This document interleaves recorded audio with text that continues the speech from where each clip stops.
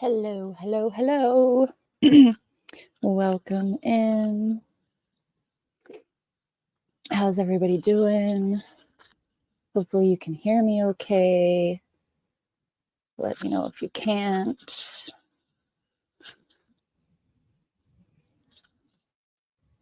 Yeah.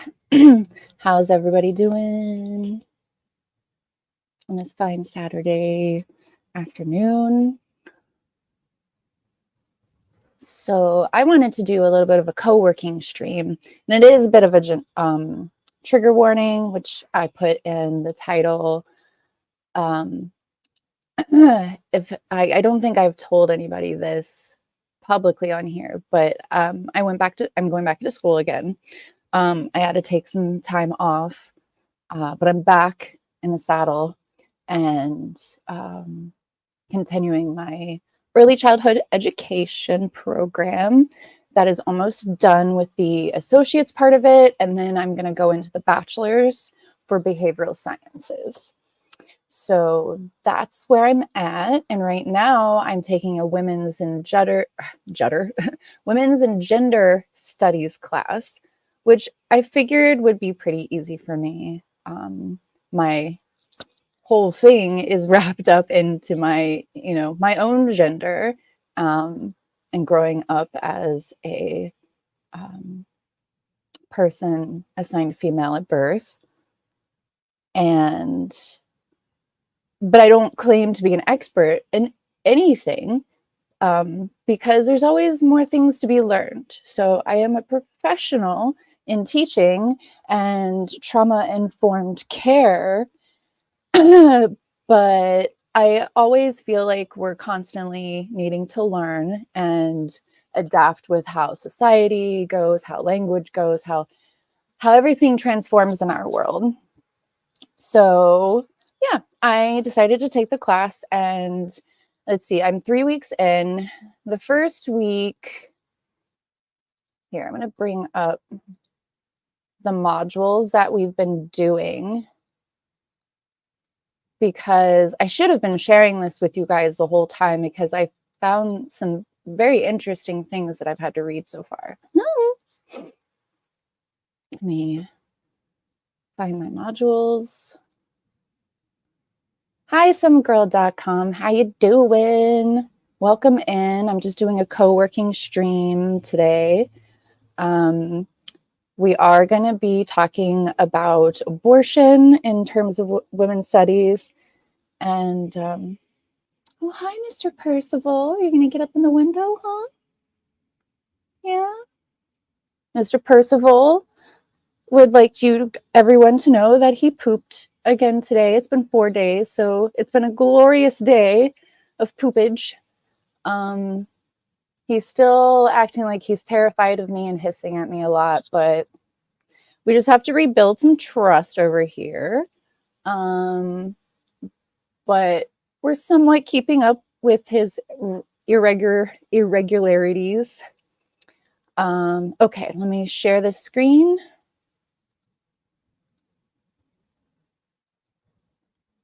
Okay, so these are the modules that I've done so far. We started with gender, power, and identity, and talked a lot about intersectionality, the history of the word transgender. And then this, I actually think Mama would actually like this as well. This book called Hearts Not on the Ground. I think that's what it's called.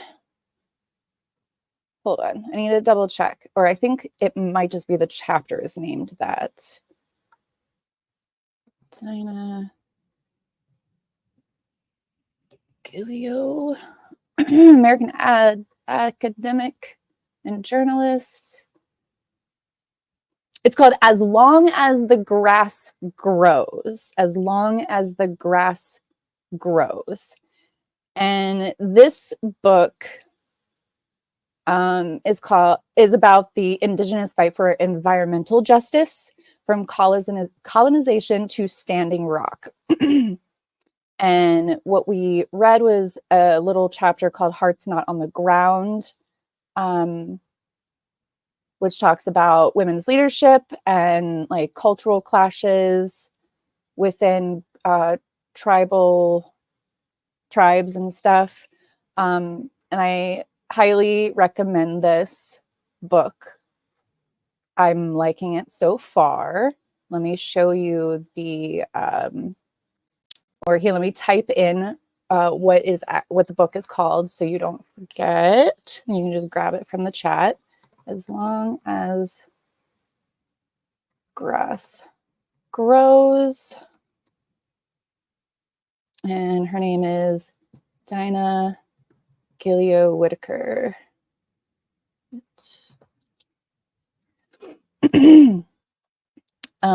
So yeah, let me make it a little bit bigger. And then we went to module 2, where we talked about what Two-Spirit means. If people are not aware of what Two-Spirit means, it's basically the indigenous phrase for someone who's on the gender spectrum or queer, that doesn't identify male or female. So then you would be Two-Spirit. There was an article that we read called There's No Gay Gene by a name that I literally won't pronounce properly, probably. And there was this PBS NewsHour article that we read about it. And that was a very cool article to read. I don't remember when did this come out? August 29th, 2019. So I'm gonna copy this part of it. Let's see, can I put this in here? That might be too much. This is not for the, let's get rid of that part.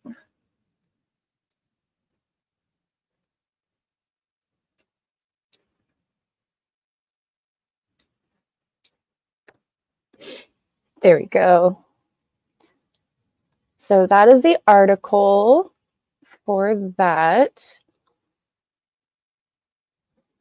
And then there was an article. This was a, not just an article, but a photo essay of what it means to be non-binary, which I really like this. I am non-binary. It reminded me of a photo series editorial that I did years ago about the body forms, different bodies, and how basically I made it so that everybody was, naked in their comfort zone with their identity removed. And that way the viewer is forced to look at the body and examine it. And, just a study on the fact there are so many different body types, male, female, and other. So many different body types. And we should not get hung up on arbitrary societal beauty standards. And every country has their own beauty standard, and a lot of them are very dangerous. So I really like examining that kind of thing when it comes to human nature, like the things that we do in terms of beauty standards. But this was a really nice, it's from Teen Vogue. I'm going to put this in the chat. Why does it keep wanting to collect everything that there we go. Jenilyn Fong. So here are the photos that she took of all these different non-binary individuals. And she wrote up a little article about just basically gender abolition. And I'm all for this. Unsubscribe from gender. That is what I have done. I totally unsubscribe from gender because literally it means nothing. It means what you want it to mean for yourself. And society should not dictate what that is. So it's a total liberation from the expectations of others. And then each person took the time out to write what non-binary like meant for them and their identity.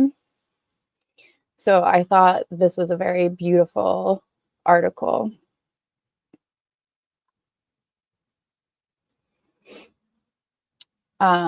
This is really important. I have followed Emily Quinn for a long time. She's a intersex person, and her TED Talks are really good about biological sex. And, you know, the fact that it is literally all a spectrum. There is not a binary like to be had in nature at all. Like, we have what the majority comes out as, but there's always going to be differences in chromosomes, like how the different X, Y combinations, and then that tells the body what hormones it needs to produce and stuff like that. And so you could be intersex, not even know it either. And most intersex people don't even know until they hit puberty. And a lot of people get their medical histories hidden from them. So because it's under the guise of, well, we just want you to be normal, like fit in. So if you don't know what your body is and what it's doing, then therefore it's fine, which is really traumatizing, or can be really Actually, no, it is traumatizing. Everybody that I have talked to that's intersex that has come out saying, oh my God, I just found out that I'm intersex and my parents hid it from me for my whole life. And people not knowing how to handle telling people that they're intersex if they have ambiguous genitalia or something. And yeah, so Emily Quinn is a really good person to watch and listen to for her stuff, for intersex information. There's lots of activists out there that are intersex right now. And one of the places that I like to go to, there's two. There's Truly on YouTube and Lad Bible, I think it is called. And they do a lot of like human stories, like human nature stories or whatever. And there's been a bunch of intersex people from all over the world on there. But today, what I'm supposed to be watching and researching is what's happening with abortion right now.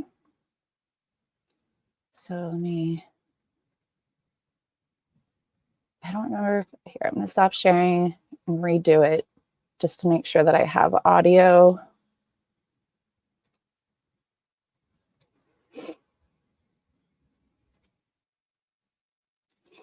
And wait, did I hit audio on that? God, did I? Okay, I think let me try it one more time because I am all over the place. I need to definitely make sure that I hit the right thing. Yes, it is on. Okay, good. Woo! The sound tab is on. So trigger warning again. This is going to be about abortion. And I'm actually going to, let's do this over here. Okay. And this is on the New York Times' channel, 48 hours in a Kansas abortion clinic.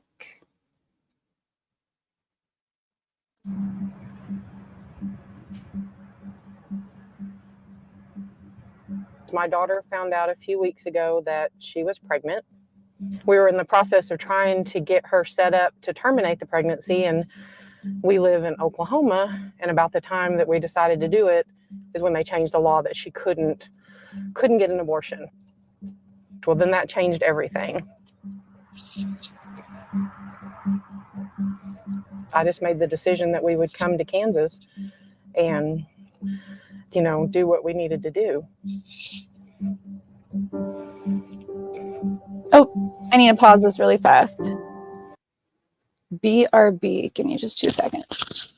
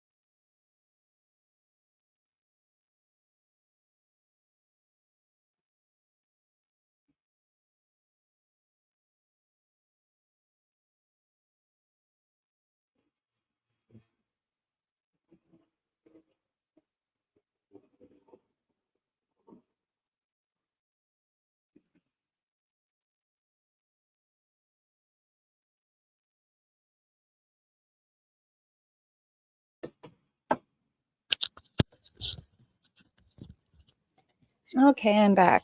Sorry about that. Had to go to the bathroom real fast.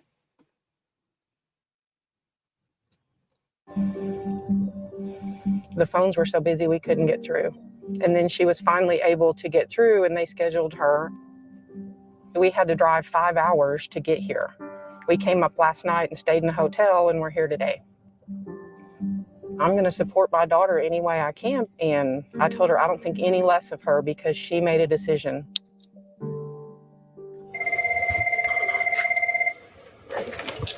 Trust Women in Wichita, this is Allie. How can I help you? Trust Women in Wichita, this is Jessica. Phone calls have probably doubled to tripled since the bans in Texas and Oklahoma. Thank you. But we can only make 30 to 35 appointments a day, so it makes it very tough for both us and the patients. Right now, the soonest appointments that we even have available are 3 weeks out. If you want to give us a call back next week, we should be able to add you to the schedule for early June. That would turn you into surgical. Like we wouldn't be able to do medication anymore because we can only Oh, do it up to man. 11 weeks. Could you tell me where you would be coming from? Denton, Texas, Stillwater, Oklahoma City. Wow. So, for people who don't know what a surgical abortion is, it's literally sticking like a little vacuum inside your uterus to suck it out, which is how my first abortion went. I've had 2. My second one was medical. I was only 3-4 weeks along, and I got to do the pill one, which by far was the easier version of that. I've also had a miscarriage, which I in turn had to have a DNC for, which is the surgical part. It's, yeah. Little Elm, Texas. The majority of the patients, as soon as they are able to get through to us, they let us know Hi, what state they live G. in. Thank you You for can just being feel here. the fear and just know their uncertainty that they've already called so many places and been turned down and rejected. Telling them, I'm sorry, wait, call back next week. It's hard. Abortion is an extremely time-sensitive procedure. When you have whole states that can't provide abortion care, that burden on surrounding states becomes even more extreme. And the degree of difficulty in seeking timely care becomes much more substantial. She understand you. For every patient that I see that I take care of who traveled here, I remain very worried and concerned about the patients who didn't have the resources or ability to make it here to get that care. People without those means, the most vulnerable among us, will be forced to remain pregnant. What number of pregnancy is this for you? 3, okay. And what happened with your other ones? I had both of them. 2 vaginal deliveries. Did they go okay? Any problems? Okay. It was a hard decision, but me and my kid's father, we both decided that this would be the best for us because we aren't financially, mentally, physically ready to have another kid. I have to focus on my kiddos as we already have 2 who are young. You're super early. Yeah. Yeah, which is great. You know your body. Honestly, I was scared at first, but now I feel good because I'll be able to do all the things I need to do after this and not worry about, okay, what am I going to do next? Where's the money going to come from? What am I going to do if I'm too sick to go to work or too sick to move around?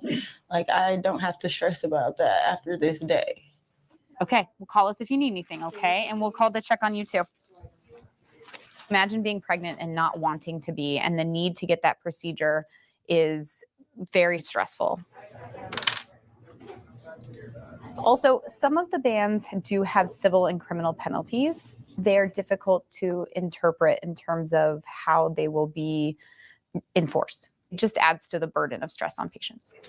Oh yeah, for sure. Right, we're aware of that. She still needs the ibuprofen. My first one, the doctors weren't that nice. I had a lot better care the second time around. But you know, the first place I went to was also slammed with people to where the point I don't think they could really have good bedside manner because they needed to get through so many people. Then I'm the physician that prescribed it. If you don't feel comfortable giving it to her, can you give her the prescription back so she can go fill it somewhere else? I mean, We send patients with prescriptions for ibuprofen for pain control during medication abortion, and the pharmacy is refusing to fill it. yesterday. That's the minor. Most of the time it happens because they I'm done. recognize Thank the you. name of the clinic and they conscientiously object to what we do. Even though it should be fine to take a prescription across state lines, people do it all the time for other medications. But in this context, a lot of pharmacies won't fill it. That's shitty. That You is know, so This shitty. is only going to happen more. I've been too afraid to really ask anybody, will I be in trouble? I'm sitting here right now almost feeling like I'm going to throw up. Mhm. You know, I even thought, what if we go back to Oklahoma and there's a complication? We go to the ER. Yep. We tell them we went out of state and got an abortion. Are we going to jail? This is so Is it against the law? insane. I don't know. It's just really scary. But at the end of the day, I'm a mom, and this is my daughter, and I'm protecting her. And I guess the chips may fall. No one should be in this position. So this was like 2 years ago, I think this came out. Yeah, that is insane to me. Let me see if I can find the one that was more recent. Shoot, hold on. See if I can, is it in my history?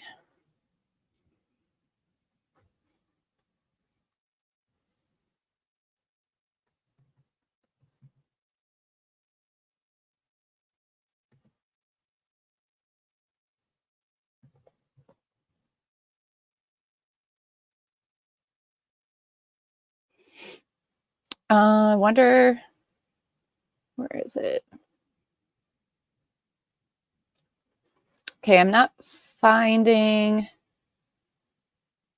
Yeah, I'm just finding a lot of like mothers denied abortion because, and even though the child won't survive outside the womb, but there was this one.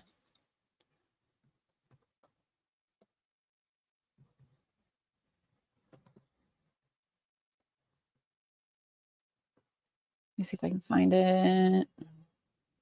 2022. Yeah, I think that's the one.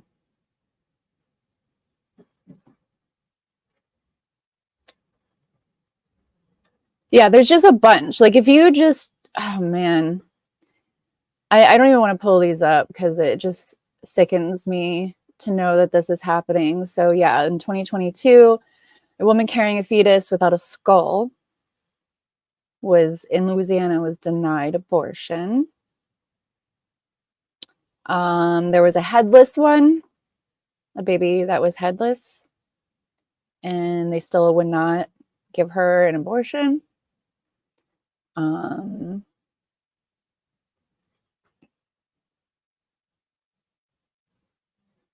Yeah, just a bunch of people who have fetuses where they're being told that they're diagnosed with a fatal condition or they will not survive at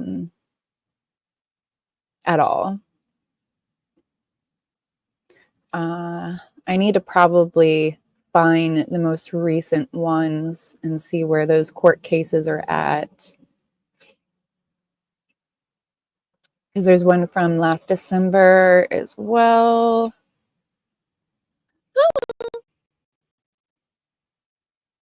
Yeah, there's another one in Baton Rouge. Oh, I wonder, do they have the video for this one?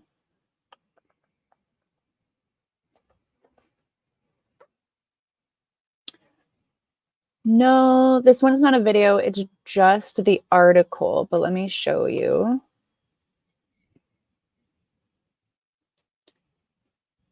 Yes, forcing anybody through a pregnancy is just as bad as forcing an abortion. Mm-hmm.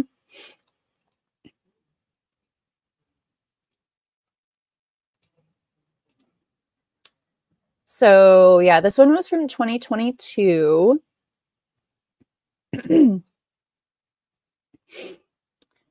Nancy Davis, she learned there was no way the baby would ever grow up. It was an abnormal ultrasound. They noticed the top of the baby's head was missing and the skull was missing.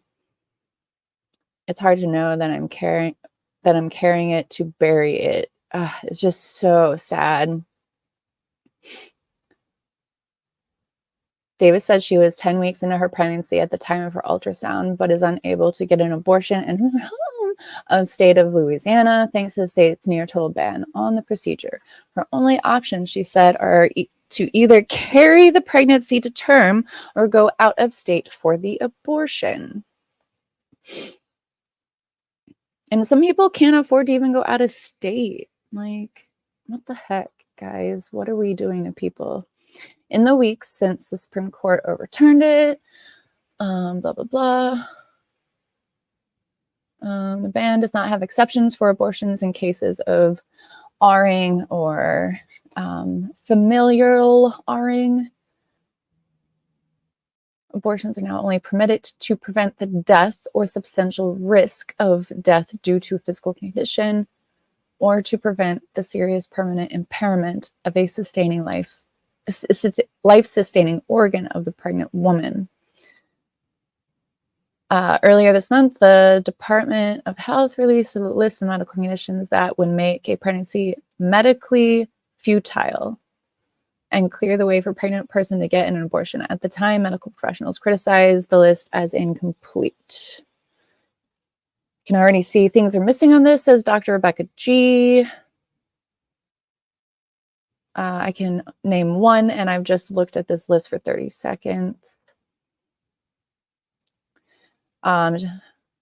Davis told WAFB9 that her pregnancy has been impacted by a condition known as acrania. It is not explicitly mentioned on the Department of Health's list, although that list does include a broad exception for other types of anomalies, as long as the two physicians deem that anomaly valid. Several other states have now also implemented abortion bans that include exemptions for medical emergencies, but these bans often have differing and nuanced. Yeah, like if you look at some of the language on these bills, it's pretty, some of them can be pretty vague, and it's just insane. Yeah. Doctors have told Vice News nuanced language. Okay, but these bans often have differing nuanced language that the doctors have told Vice News fails to take into account the complexity of pregnancy and the medical conditions that can affect it. These kinds of bans can leave doctors flailing, unsure of what their legal risks are or how to care for patients in crisis. Yeah. Yeah. So that's where, yeah. I don't know if like they're leaving it vague on purpose or if they just are leaving it vague because they don't know how to look at nuances and consider, you know, every possibility. So, yeah. that is where we are at, guys. Let's see. What are the other things that I need to do? So there's an article here, I think. Is this an article? Yes, I prayed and protested to end Roe. What comes next? That came out in June 2022 as well.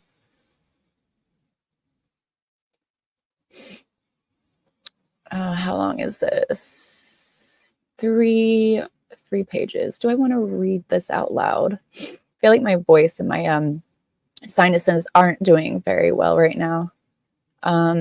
But Karen Swallow Pryor. Let me put this in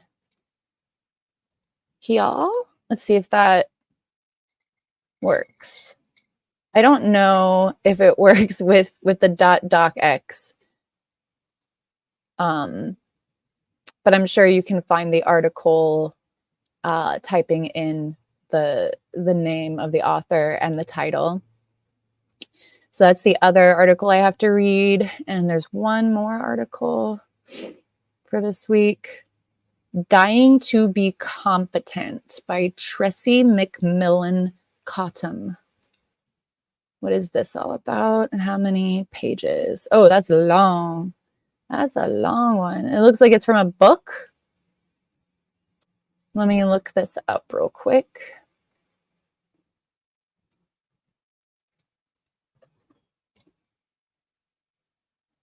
Dying to be Competent. Oh, look at that. There's like a PDF right at the top. Let me present this.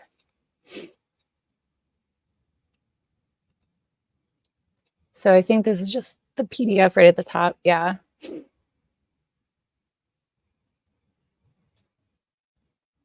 So this is the other article I have to read. Let me see what this is about because it doesn't give me a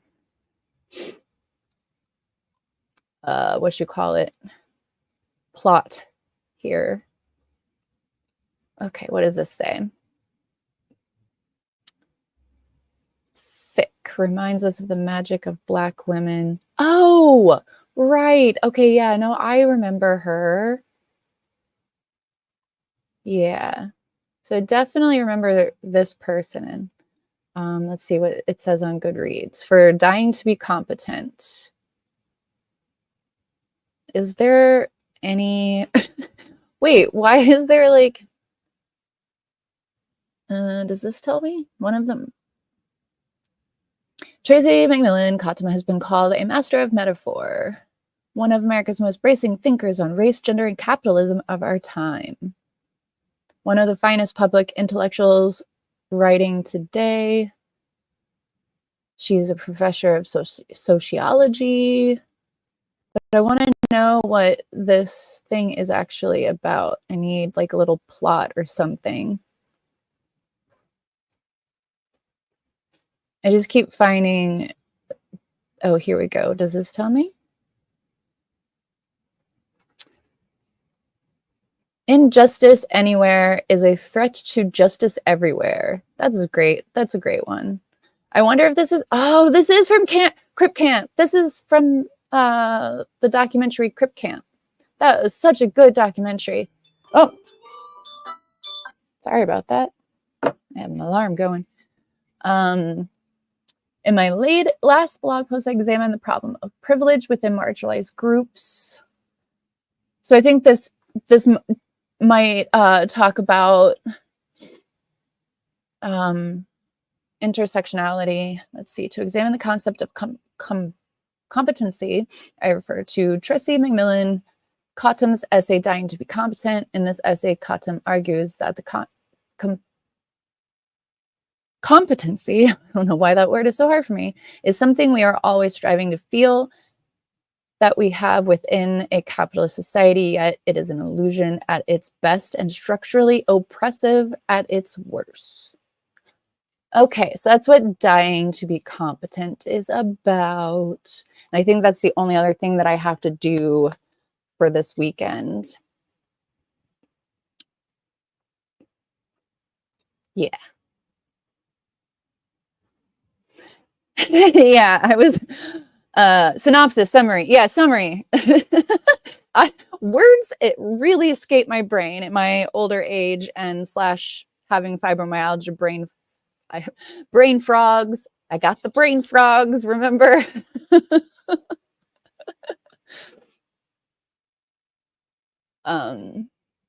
So yeah, I'm having, thank you. Okay, cool. I'm a bridge. I was just used as a bridge. Um, so I'm having fun being in this class so far. Oh, you have brain frogs too? Yeah.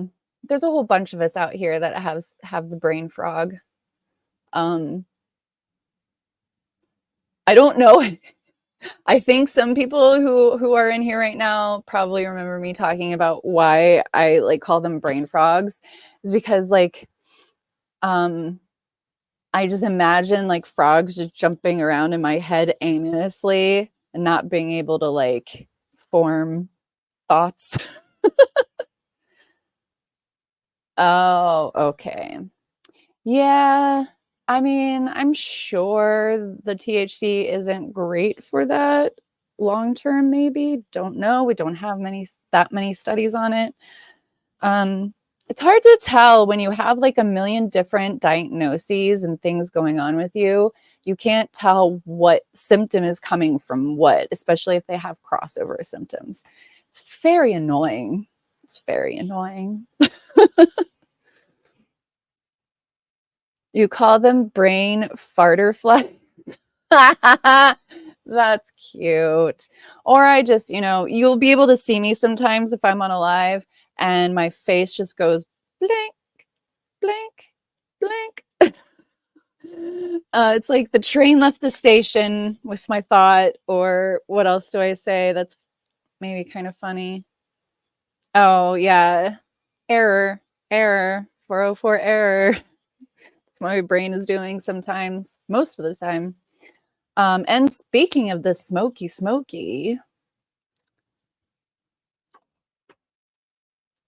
is this on? Yes.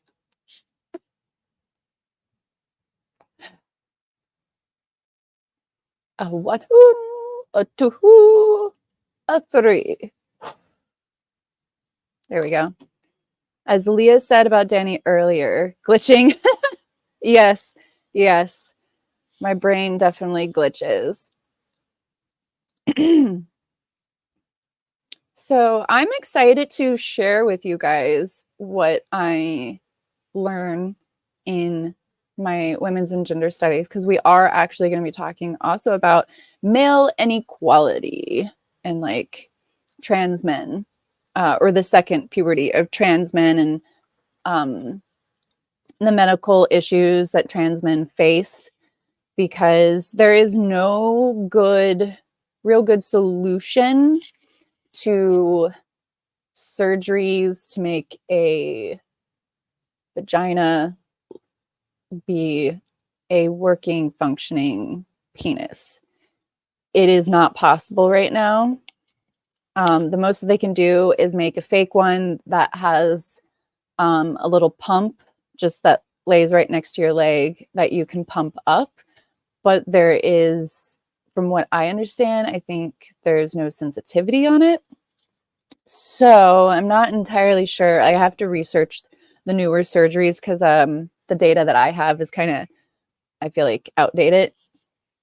But it's easier to do it the other way around and still keep sensitivity because they can turn the sensitive parts into the clit. Yeah. And also, even though I have a problem with Buck Angel, he was one of the first ones to talk about the lack of knowledge that doctors have about trans men and vaginas and what happens to the uterus and your ovaries, and the fact that I think you can get ovarian cancer more rapidly. Don't quote me on that. I'm not entirely sure. It's been a long time since I read that article that Buck Angel wrote about it, and it was literally like almost a decade ago.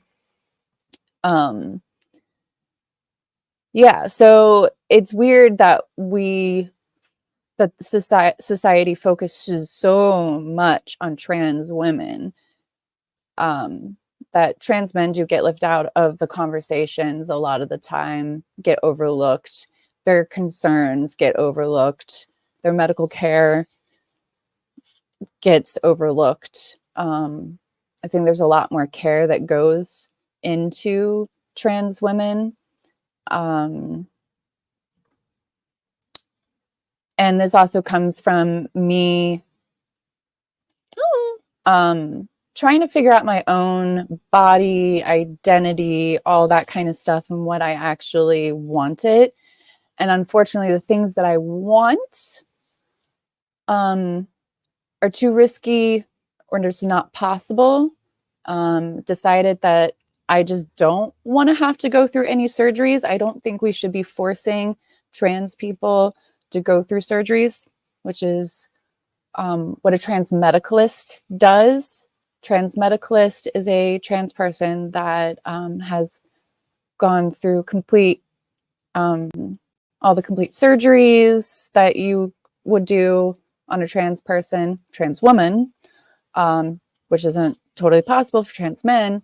And they say that you're not trans unless you have all the surgeries. And that's just not really fair. It's not fair.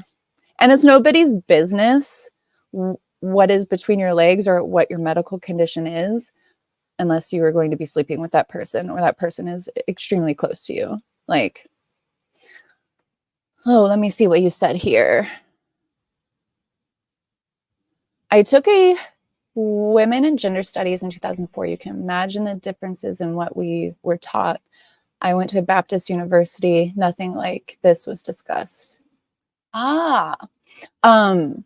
Was it an independent Baptist or was it like a Southern Baptist type of university?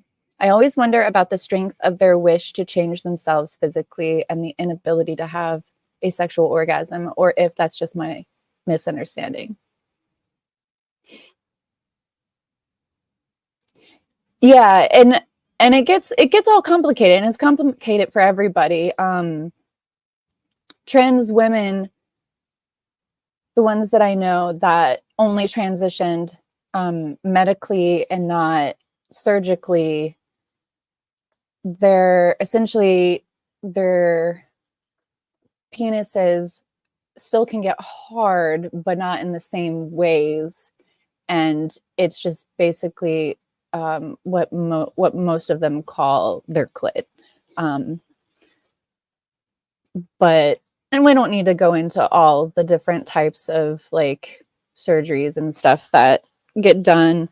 That's for another day, I guess. Southern Baptist, okay. It's hard to ask and get an answer without offending.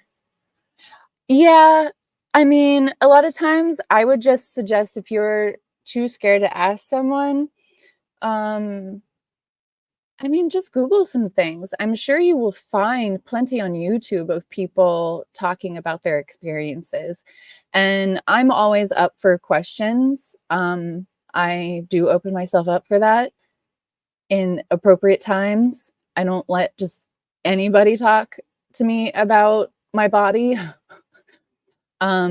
Unfortunately, a parent at one of the schools that I first worked at, it was like my first volunteer job, and I had just come out as non-binary, so I was getting used to telling people that I work with professionally my pronouns and all that kind of stuff.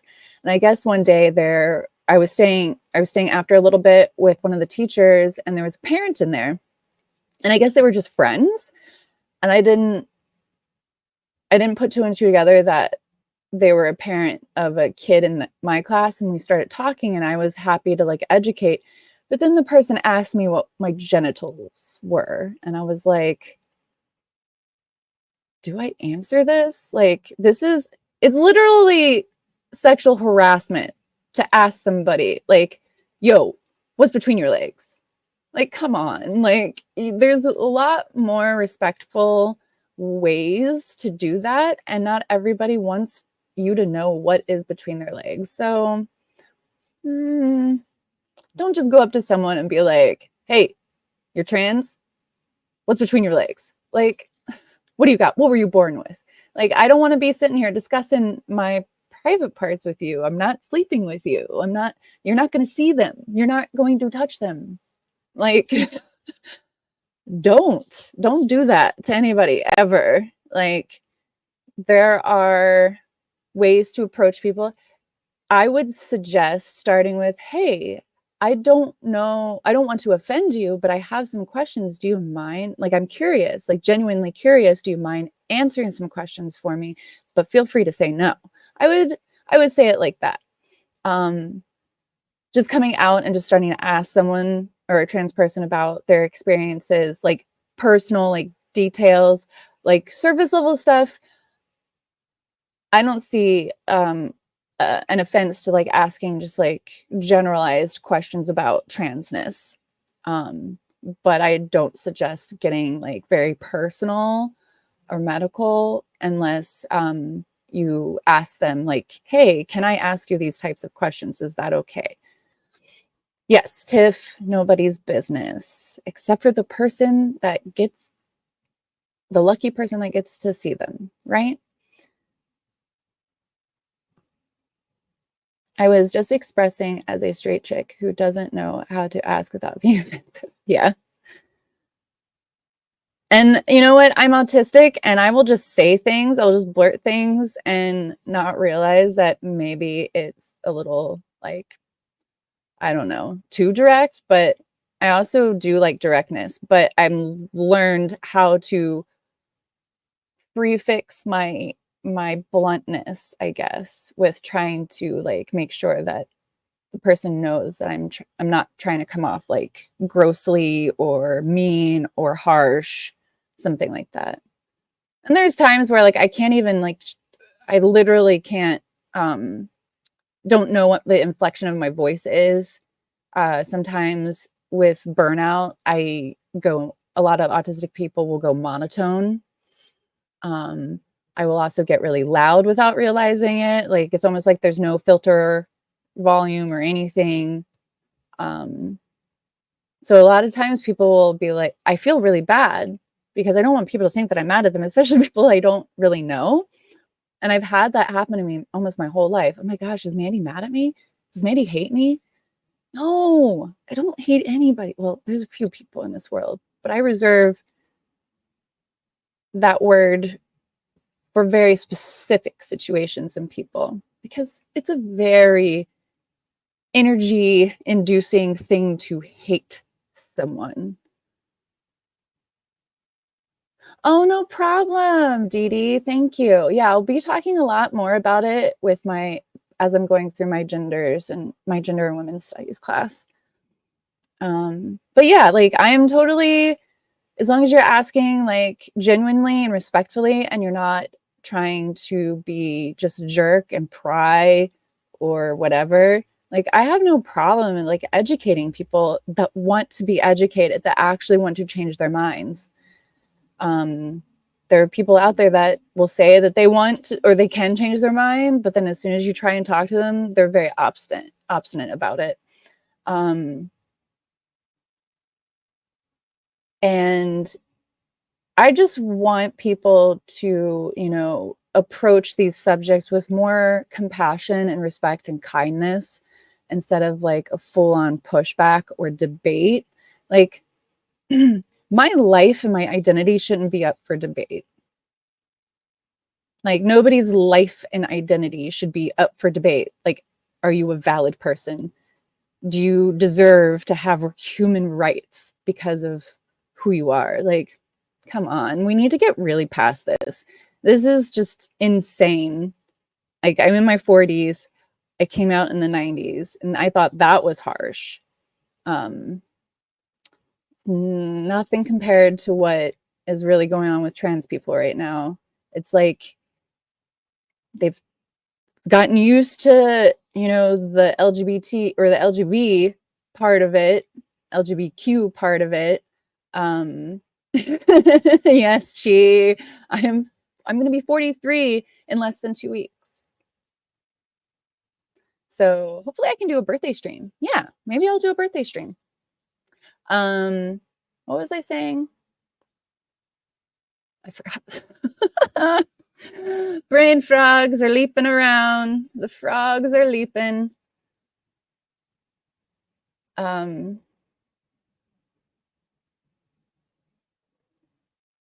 Yes, yes. Like, nobody's life should be up for debate whether or not they deserve human rights. Everybody deserves human rights, basic human rights: food, clothing, shelter, you know, education. Thought that's what this country was supposed to be all about, but it's just not. Like, full stop, it's just not anymore. And maybe it never was. I have no idea. Like, maybe this has just always been the struggle with people and always will be a struggle with people, because there's always going to be people in power calling people others, like always othering people. So yeah. Anything else? Anybody got any questions, comments, concerns? Tell me what you are getting up to this weekend. Yes, I say LG or LBGTQ, and my stream, I was corrected. There are so many more. Yeah, I mean, it's the LGBTQIA, and like the I is intersex, A is asexual, and then, you know, there's like so many different identities. Like, when it comes to my sexuality, like, I'm just a queer. Like, I came out bisexual because we didn't have the term pansexual, and the term bisexual is actually changed, and it's kind of similar to pansexual. Bisexuality says, the definition says, sexually attracted to 2 or more genders, and pansexuality says attracted to any gender. No, attracted to everybody regardless of gender. You know, so that's basically, I'm just like, I love humans.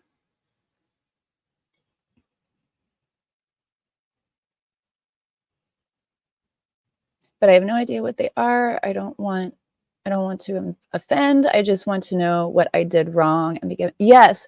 See, and I know that like a lot of us do get very aggro at times about it, because, you know, we're poked and prodded constantly with questions and comments and being called really gross things. And I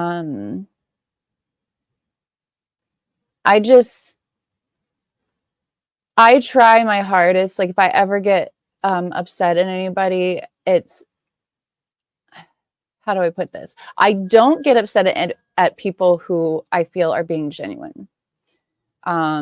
If I feel you're just, you know, I'm wasting my energy on you, you're not genuine, you just want to like make fun of me, mock me, or whatever, then I'm not going to waste my energy on trying to educate you, like, at all, because you don't want to be educated. You just want to insult and hurt people. But I do wish that people were a little bit more patient. But I can understand. Hopefully you can understand the impatience from some people. No, like, hurting people, you definitely shouldn't hurt anybody on either side. Like, again, maybe that person thought that you weren't being genuine and you were maybe offending them, but that could just be projection. A lot of people are unhealed, and they hear things and tones from people that may not be the intent. So that's why I say, like, intention and context matters in a lot of these situations.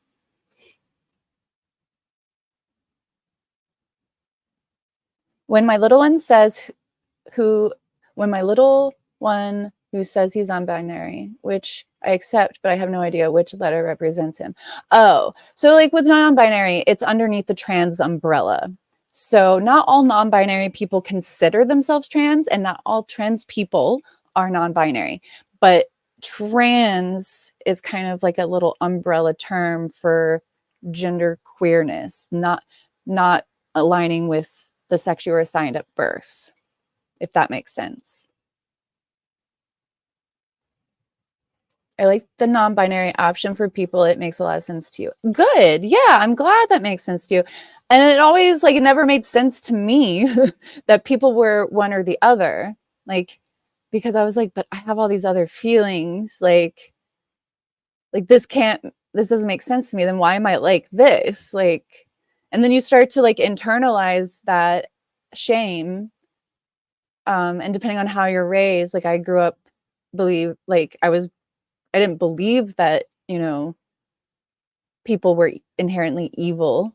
And certainly like I was starting to think that like, am I evil? Like, are they talking about me? Like, yeah, growing up in the church and gay or queer is not the best. Not all churches are like that. Not all families are like that.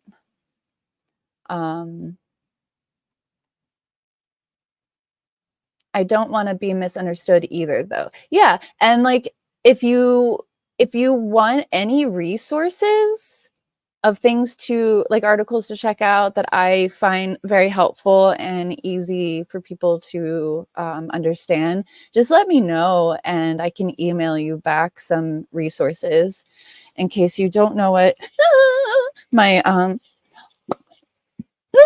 sorry. I had a burp and tick at the same time. That was very weird. If you don't know what my email is, here it is. And you can always email me questions you have. Like I said, as long as you're being respectful, then yeah, like I want to educate people, you know? Not all of us are put on this planet or have the drive to educate people. So we should not expect the trans people to be educating you at all times. It is very easy to find good information these days on the internet, which is good because when I was growing up, I even said, in my teenage years after coming out bisexual, I was like, I also don't really feel female, don't really feel male. What does this even mean? What am I feeling? Like, and then I just kind of came up with gender fluid without even really knowing what that meant or knowing that there would be a word for that eventually. I just said, I feel like my gender goes like this. And that's the way I described it to people until I had the word non-binary. So like, language is very powerful. Like we need language to adapt and change and transform. Just because now we have a word for it doesn't mean that all of a sudden non-binary people started existing. Queer people of all shapes and sizes, all flavors have existed since humans were put on this planet, you know? It's just we forced people to not be those things. We had laws against them. We still have laws now against it. We have, you know, politicians and people who believe in those crappy politicians that demonize people like that. And it will fuel hatred and people get violent. And for me, in my teenage years, what I saw was the Matthew Shepard case. And that definitely rocked my world because I was like, oh crap, is this going to be something that could happen to me? Or is it just against gay men? Like didn't know how to really handle any of that. And I did get very bullied after I came out, lost a lot of friends. Thankfully, one of the places I worked at the time, a friend who is no longer a friend, came in, and then I was like, why didn't you say hi to me? And he said, well, you're gay. I don't say hi to gay people. And I started just freaking out, crying, and my boss kicked him out of the store. I think that was like one of the only times, or one of the first times, that anybody was nice to me about it. Hi, Jen. I'm on, oh, and hi, Elrun Hub Cult. I'm on Twitch as well as Facebook, or not Facebook, YouTube and Twitch. So I will be saying hi to everybody on both sides. Jen, since you're on Twitch and I don't save the VODs over there, I will save this VOD if you want to come over to my YouTube. And you can find me with Great Gatsby _ or Mix Mandy McGee. So Great Gatsby _ is in my little name right there. But the title on my YouTube is Mix Mandy McGee. And for those who don't know what the MX stands for, it is basically the non-binary version of Mr., Miss, Mrs., Ms. It's mix. Even when it's officially documented, it's still there in our history. Oh, wait, hold on. Right. I suspect that part of Joan of Arc's story was hidden because people get freaked out by women wearing a soldier's clothing. Yeah. So nobody's ever said that she was like a lesbian or anything like that or whatever. I think, yeah, she just had problems because she was a woman wanting to do what she wanted to do. And also I heard that she wasn't very good at it. So I don't know. History picks up some icons or some people and make them icons. Is definitely an iconic, point in history. Whether she did anything good or did her job well, I'm not entirely sure. Oh, hi, Jen! Now you come over from Twitch. Yay! I'm glad you're over here. I'm going to be getting off here in just a moment because I want to go eat some food. But this has been a great conversation, guys. Thank you so much for co-working with me and allowing me to educate you a little bit. Oh, the one other thing that I wanted to say about my identity, the thing that was always really hard for me to figure out was sex in general, like having it, like knowing if I was, even wanting to. And I've realized over the years that like I was never very comfortable in the scenario, most of the situations that I got myself into. And I can really only break that threshold if I know the person, if I've already talked to them like friend. Like it's easier for me to transition a friendship to something else than trying to blindly date someone. And I guess a lot of people have sex on the first date. I definitely wouldn't. I know that I wouldn't. So that is considered demisexual. And I guess I'm not even sure if it's like really a big deal. To some people, it's been a big deal because some people really, it's not that they're asexual. They just don't really think about sex that much and only need it when they really, really know somebody, like extremely comfortable with them. And a lot of people in society don't like that. They want you to like be open to sex almost immediately upon dating. And I'm like, no, give me like 3 months here.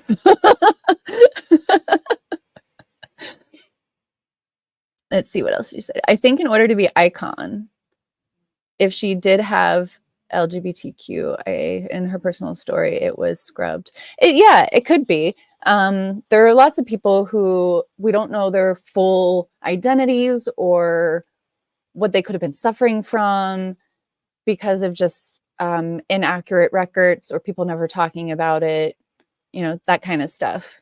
Thanks so much for sharing the education and sharing yourself. Oh, thanks. I appreciate you being here. I really appreciate the transparency and patience. Gracias. Thanks. Yeah. Thank you so much, guys. I am, patient for the most part. If I feel like I can't physically just talk education to you, again, I just have like a running list of sources that I can just give you. And if you email me, I will definitely give you some of those resources. I'm the same way as well. I can't understand how anyone can have sex on the first date. I have to really know someone before I open myself up like that. Yeah, it sounds like you might be demisexual as well. Some people think they're demi or asexual because asexuality, I think, has been described as it's not that you're completely devoid of sexual attraction, but you just don't really experience it that often, if at all, and sex isn't like a priority for you. Some people don't even want to have sex. I know ASL too. Oh, good. Yay. Yeah, wink, wink. I get that. I got it. I've been with one person ever if you discount when I didn't consent. Oh, I don't get it either, Jen. Yeah, sorry about that.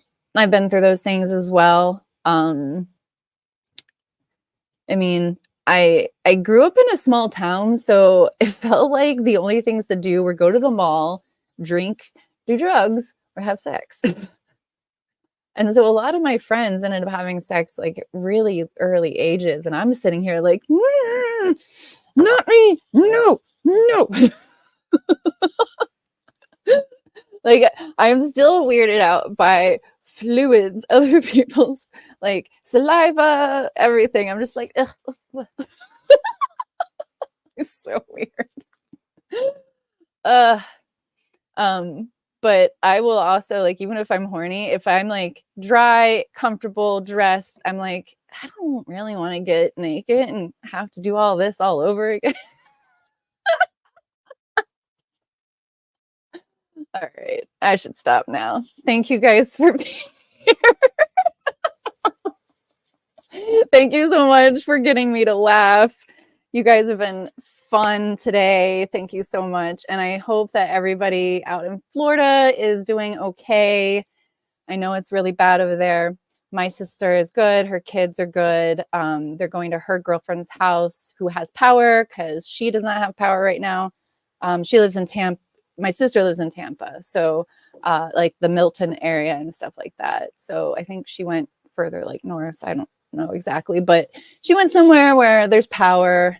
And they're okay. So far, everybody I know and that I personally know in Florida is okay. And I just continue to light candles, pray, whatever, for them. Because 2 big hurricanes in a row, that's insane. Insane. All right, guys. I used to prank call phone sex lines and ask, how do you know when you're horny? That's great. I love it. All right, guys. Thank you so much for being here. And I will speak to you all soon. Have a good rest of your day and love ya. Hug someone you love.